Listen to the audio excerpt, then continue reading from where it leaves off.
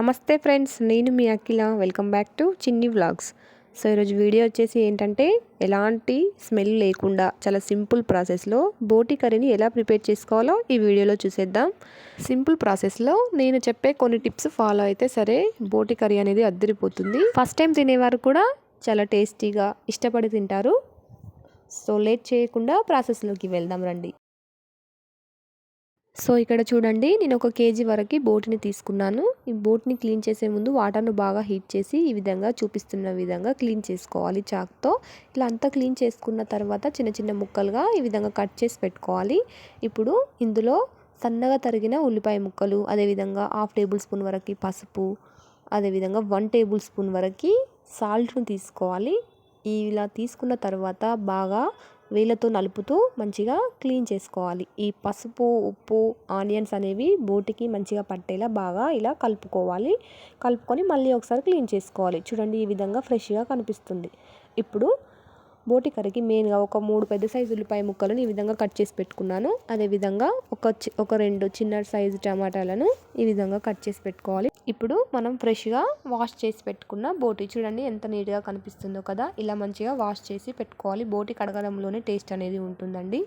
ఇప్పుడు మనం బోటి కర్రీని కుక్కర్లో ప్రిపేర్ చేస్తున్నాం కాబట్టి స్టవ్ ఆన్ చేసి కుక్కర్ పెట్టి ఇందులోకి ఒక 4 టేబుల్ స్పూన్స్ వరకు నేను ఆయిల్ తీసుకుంటున్నాను. ఆయిల్ అనేది కొంచెం ఎక్కువగానే పడుతుందండి.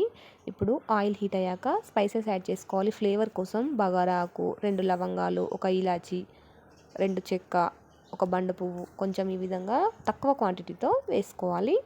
ఇప్పుడు మనం ముందుగా కట్ చేసి పెట్టుకున్న ఉల్లిపాయ ముక్కలు, అదేవిధంగా టమాటా ముక్కలు కూడా వేసుకోవాలండి. టమాటా ముక్కలు వేసుకుంటే ఏంటంటే బోటి అనేది టేస్ట్ అనేది ఎక్స్ట్రా ఉంటుంది.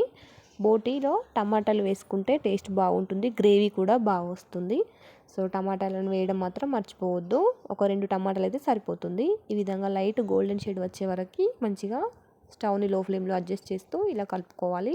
ఇప్పుడు నాన్ వెజ్ కాబట్టి అల్లం వెల్లుల్లి పేస్ట్ అనేది ఎక్కువగానే పడుతుంది కదా. సో నేను 1.5 టేబుల్ స్పూన్ వరకు అల్లం వెల్లుల్లి పేస్ట్ వేసుకొని పచ్చివాసన పోయే వరకు ఇలా కలుపుతూ ఉండాలి. అడుగంటకుండా మంచిగా కలుపుకోవాలి. స్టవ్ను లో ఫ్లేమ్లోనే ఉంచాలి.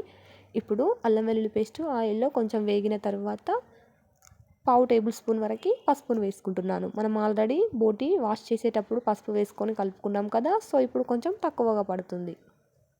ఇలా పసుపు వేసుకొని కలుపుకున్న తర్వాత కొంచెం కొత్తిమీరను కూడా వేసుకొని కలుపుకుందాం. సో ఇప్పుడు ఇందులోకి మనం ముందుగా మంచిగా కడిగి పెట్టుకున్న బోటిని వేసుకుందాం. చూడండి, విత్ ఆనియన్స్తోని వేసుకోవాలి.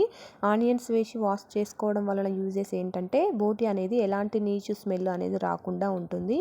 సో ఈ చిన్న టిప్ పాటిస్తే సరే బోటి కర్రీ స్మెల్ అనేది రాకుండా మంచి టేస్టీగా వస్తుంది.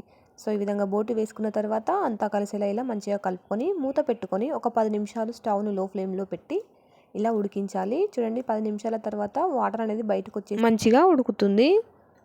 సో ఇలా మంచిగా కలుపుకోవాలి. ఇప్పుడు మళ్ళీ మూత పెట్టుకొని ఒక 15 నిమిషాల వరకు స్టవ్ని లో ఫ్లేమ్లో ఉంచి మంచిగా ఉడికించుకోవాలి. చూడండి, మనకు బోటి అనేది హాఫ్ వరకు ఉడికినట్టే, 50% ఉడికింది కదా. సో ఇప్పుడు మళ్ళీ ఒకసారి కలుపుకొని ఒక 2 టేబుల్ స్పూన్ల వరకు కారంని వేసుకుంటున్నాను. స్పైసెస్కి సరిపడా కారం వేసుకుంటే సరిపోతుంది. ఇప్పుడు 1 టేబుల్ స్పూన్ వరకు ఉప్పును వేసుకుంటున్నాను. సో ఇలా ఉప్పు కారం వేసుకున్న తర్వాత అంతా కలిసేలా ఒకసారి మంచిగా కలుపుకుందాం.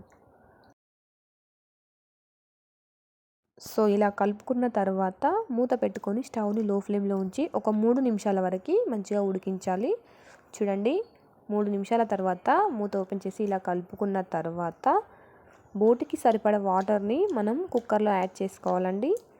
బోటి ముక్కలు మునిగేలా వాటర్ని పోసుకోవాలి.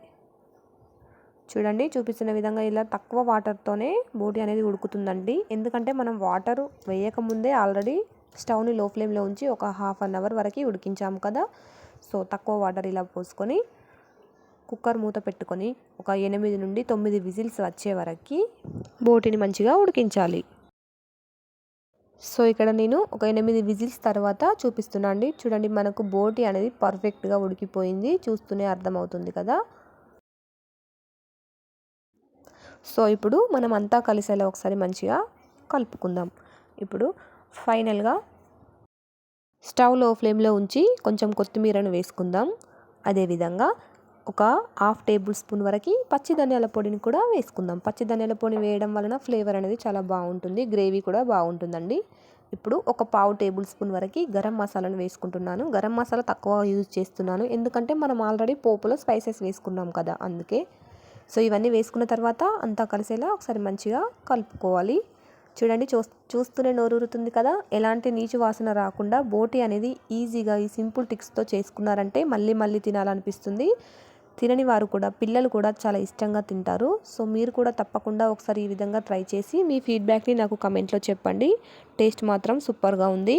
సో ఈ బోటి కర్రీ అనేది పూరీలోకి చపాతీలోకి అయితే అద్దరిపోతుందండి. రైస్లో కన్నా పూరీలోకి చపాతీలోకి అయితే చాలా బాగుంటుంది. ఎలాంటి స్పెషల్ డేస్లోకైనా మనం ఈ విధంగా సింపుల్గా చేసుకొని తినేసేయచ్చు. సో ఇదండి వీడియో. ఈ వీడియో కనుక మీకు నచ్చినట్లయితే లైక్ చేయండి, షేర్ చేయండి, కమెంట్ చేయండి. మరిన్ని మంచి మంచి రెసిపీస్ కోసం చిన్ని వ్లాగ్స్ ఛానల్ని సబ్స్క్రైబ్ చేయడం మర్చిపోకుండా పక్కనే ఉన్న బెల్ ఐకాన్ని యాక్టివేట్ చేయడం మర్చిపోవద్దు. So thanks for watching.